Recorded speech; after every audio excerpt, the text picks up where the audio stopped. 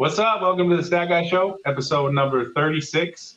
Joining me tonight from looks like his toter home, Mr. Yeah, Brandon James. How you doing, sir? good. How you doing, man? Hey, pretty good, man. First off, thank you so much pulling over on the side of the road so we could do this quick interview, man. I appreciate it. Yeah, no big deal. I mean, like I was talking to you before, I've been flaking because I've been having trouble, but had to make some time for you. I've been wanting to be on the show for a while. Awesome, man. Well, thank you. So where are you going right now? Where are you guys headed to? So right now we're heading to St. Louis, Missouri. Well, Hot Springs, Missouri, technically. We're gonna go into Larry Jeffers race cars. We got a couple things we want to do to the new car before we get to the first race. Um, but it's been a journey getting there. So we left. We tested this last weekend. We left Bakersfield, California, Sunday after we got done testing. We, I don't know, maybe drove 6 hours, something like that, and then stopped for the night. We parked, slept, woke up the next day, went about our day. Everything was fine until about noon. At noon, the motorhome started having trouble climbing hills. It started to get a little bit warm. Um, and then, so we stopped in Albuquerque, New Mexico, and noticed that there was a boost leak. So we fixed that. One of the rubber boots had wore a hole in itself. So we fixed that, and then went 3 hours down the road and ended up hitting something in the road, and we couldn't get out of the way. There's a truck next to us, and put a hole in the radiator, and there we were stuck on the side of the road for a couple hours and 2 days in Gallup, New Mexico. Later, we're heading down the road. So what's the plan then? So go to Larry Jeffers, and then are you just gonna stay this side of the Yeah, country, or what? yeah, that's the plan. More than likely, we'll be at Larry's for till Tuesday, somewhere around there, and then head to Ohio. And then, I mean, just like everybody else, we got five in a row, so no, Yeah. no choice but to go track to track, really. Oh man. So that's gonna be crazy. So tell me about the new Camaro, man. Is this something you've been planning for a while? And tell me all about it. Yeah, so honestly, we're planning on building a car to do this MPK stuff specifically after wreck the Mustang, right?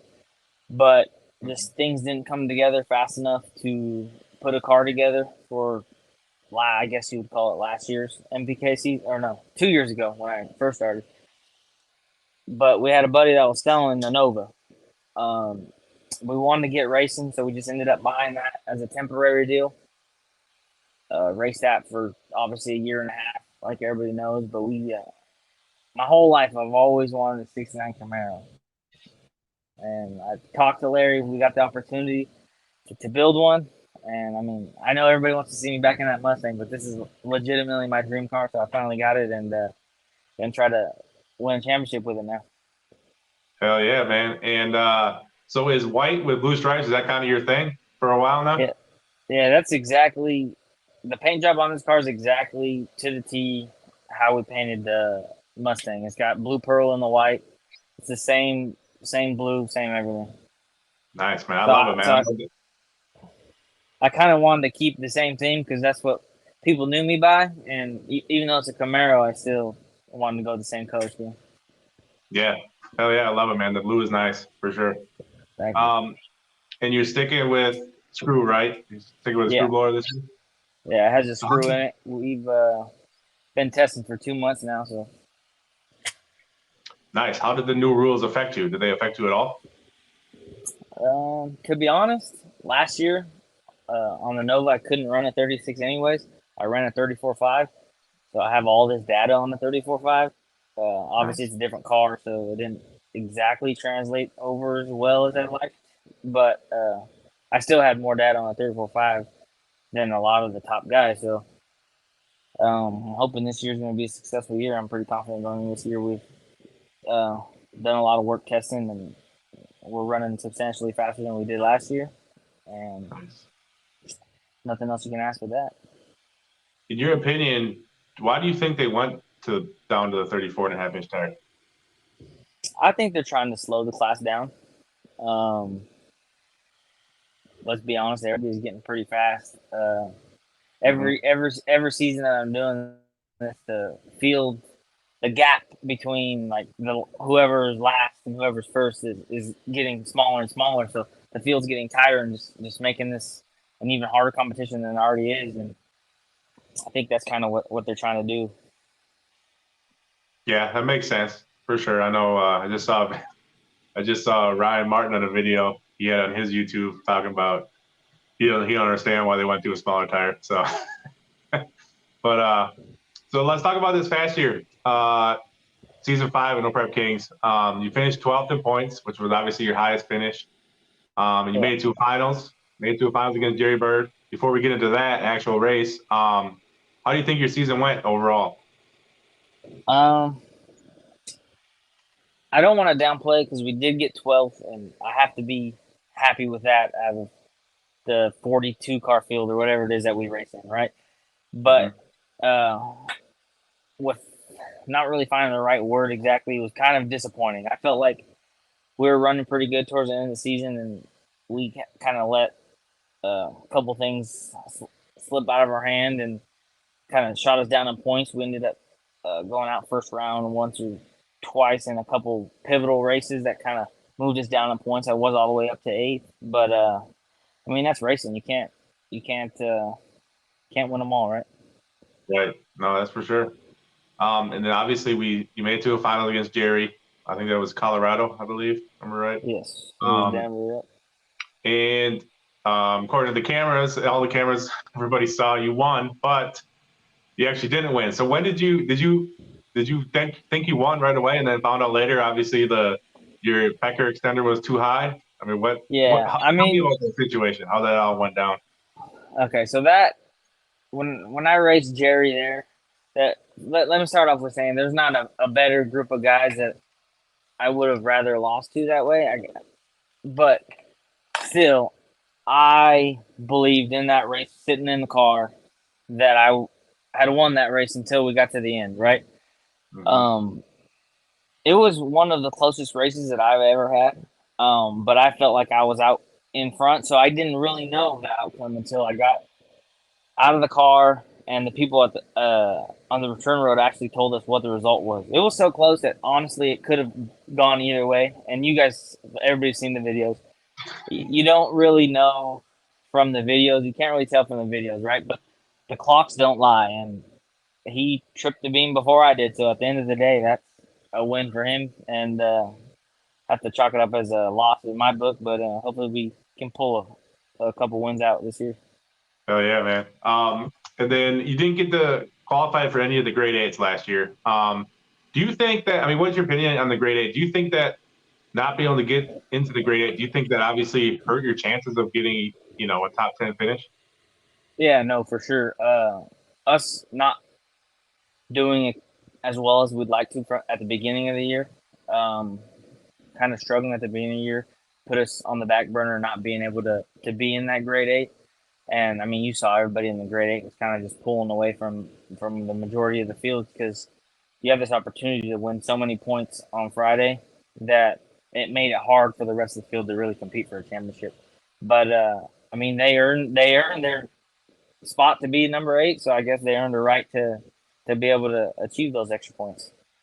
Right. Are you hoping that I mean, I haven't heard anything. I don't know if you guys have. Are you hoping they switch it up this year on Fridays? Um,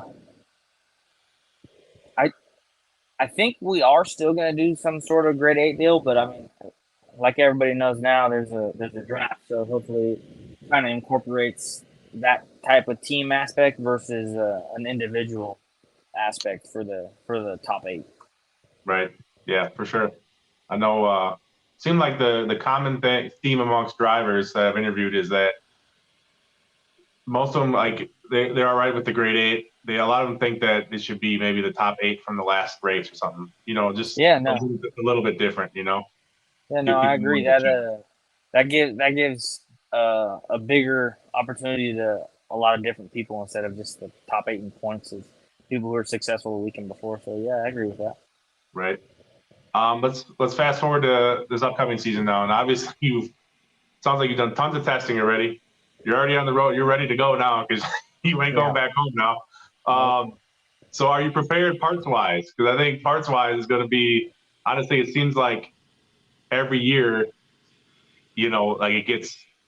They're starting this year with 5 in a row, and then every year you guys are going to have 14, 15 races. And Yeah. now, like the common theme, it seems like you got to have a couple motors. You got to have.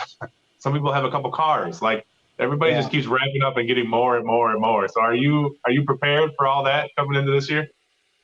Yeah, for sure. I mean, just like anybody that does this MBK stuff, anything can happen. Parts failures happen. You trying to go for the win and maybe leaning on it a little bit harder. But yeah, we have spare parts for enough for what I believe to be a successful season. And obviously, we still have the Nova. So if we ever have to bring that out, we still have another car that I think can still compete at the top. There's certain things that I didn't like about that car that we kind of fought, and which is exactly why we kind of went to a newer built chassis. But I mean, that car was still successful last year, so I'm sure it can go out and still be successful this year. Nice, man. That's good. And then obviously you know about the new team format and everything. No more Team Cali. What are your thoughts Yeah. about that? It seemed like it's a cool thing they're doing with the team stuff this year, but it seemed like Team Cali was going to be strong. You guys would have been a really good team. Strong. Team Nola was probably pissed that they went to the draft. I mean, like, what are your thoughts about the team format for this year? Yeah, I mean, what Pilgrim's doing to kind of shake things up and change things up to keep the show exciting is obviously awesome at the end of the day. But I mean, you have your fans from California that kind of don't understand exactly what's going on or why we're doing it this way. But you got to remember, at the end of the day, we are uh, filming a TV show, right? So we have to be able to attract all sorts of different types of viewers, and there's a lot of people that that watch Street Outlaws that aren't exactly that weren't drawn in because of the racing. They're drawn in because of the drama aspect, and I think that's something that obviously this new team thing is going to bring to the challenge this year. Yeah, for sure, for sure. And now obviously Bodie is one of the team captains. When you found that out, did you call him up and say, "Hey, man, what are you doing with that first round pick?" No, I mean, I'm gonna be on whoever's team's gonna pick me, right? I'm not. I I have a goal this year to be successful individually, and at the end of the day, hopefully that's good enough to help the team win the championship. So hopefully, I'm on a team that we can share data and grow stronger. I mean, that's what a lot of the 405 guys really do, to be honest. Or I feel like they do, is that they're an open book and willing to share with other people on their team. So if we can have 8 guys that are the same way, and I mean, everybody has 8 passes at the track. You know what I mean? So Yeah, for sure. Let's talk about it a little more, Brandon. 'Cause in my opinion, I think you could definitely be a first round pick in the draft. So if you are chosen, or someone's thinking about choosing you, like what do you think you can bring to a team? so I mean, like I mentioned, I if if it comes to succeeding and winning a championship, nobody. I mean, we all put in a lot of effort, right? But we have a goal this year in mind that we'll stop at almost nothing to try to achieve that. And I mean, I'm an open book. I'm willing to share data with anybody that thinks that we can be faster that way. You know what I mean? Yeah, $250,000 is a big deal, and to split that within a team, I'm willing to open my computer up to just about anybody. nice, man. Well, I'm excited for you, man. I hope, I hope what happens, what I think is going to happen. I hope it happens for you, man. I Um, appreciate that. I was going to ask you, what kind of personal goals do you set for yourself this year? Um, I mean, like we briefly mentioned, I want uh, obviously, I think everybody that does this obviously comes in with a goal to win a championship, right? If you don't have the motivation or drive to want to be successful at this, you're kind of gonna fail if you don't if you're not willing to put in that effort. So I think me, just like everybody else, is gunning for a championship this year, and there's going to be a lot of fast guys that it's going to be possible to have a new champion this year. Yeah, for sure. And you're part of, Brandon, you're part of like the young core No Prep Kings drivers, the young ones that really stepped up last year. It seemed like you, Bodie Jr., Callie Mills, like you guys are all, younger, and you guys are like the future of No Prep Kings. Talk about that. Talk about your Swanstrom's in there. Like you guys, young guys are really fast, and you guys are really coming on. You guys are only been in for 2 years now, so. Yeah, I mean, obviously the people before us kind of were the stepping stones to us being successful, right? Without the people that started this, there wouldn't be a show, and we wouldn't be out racing for $40,000-$50,000 every weekend. So, not taking anything away from them, but I mean, we bring a younger fan base in. I think that's something that's can be beneficial to Street Outlaws as a company, right, or as a TV show. Bringing new fans in, it can't be anything wrong with that at the end of the day. Right, for sure. I agree with that. If you want, Brandon, we'll take a couple quick questions from people watching. So you've got a question for Brandon, put it in the chat box. I had a couple more questions for you, Brandon. I want to know some random ones. First off, who gave you the nickname of, or started calling you Brandon fucking James? Who started that? So honestly, it's a funny story. Producer when I started doing well at the cash days that I did, the mega cash days. His name was Mike. Unfortunately, he's not with us anymore. But I mean, he kind of was a person that got me out of my shell. Because at the beginning, when I first started doing this, right, I was just there to race. I didn't understand the TV aspect of any of this. I got a phone call from Bodie asking me if I wanted to be part of this, and I said, well, yeah, sure. I mean, there's no racing that's really going on in California, so I'm willing to do whatever. So we started this thing, and I was there to race, right? And then all of a sudden there's cameras in your face all the time, and like you don't really know exactly what to do, right? So Mike kind of helped me get out of my shell, and when I won that thing, right at the end, he kind of made that name known to me, right? So it's kind of where that came from. It definitely stuck, man. I even had who was it? Was it Chief? Was calling you BFGZ? It was you. Yeah. Yeah, it caught on quick, man, for sure. Greg McIntyre has a question. It says, "What's your favorite track? What's your favorite track?" Yeah, I actually really like Bandamere. Not just because I went to the final there last year, but I like the layout of that track. Right, you race down at the bottom, and the stands are up high. You know what I mean? So you come down the hill under the tower. It's a super cool track, and unfortunately, it's gonna be gone at the end of this year. But hopefully, we'll in that track with a bang. Hell yeah, man! I know you brought up the Mustang a little earlier. What is the status of the Mustang? Did you rebuild it again? Did you buy a new one? What I know, obviously, we don't have to talk about the crashes because everybody has seen you crash a couple of times. Now, was it the same one that you crashed in Fastest America? Did you rebuild it? No. So the one at Fastest in America, we have the chassis still at our shop in California.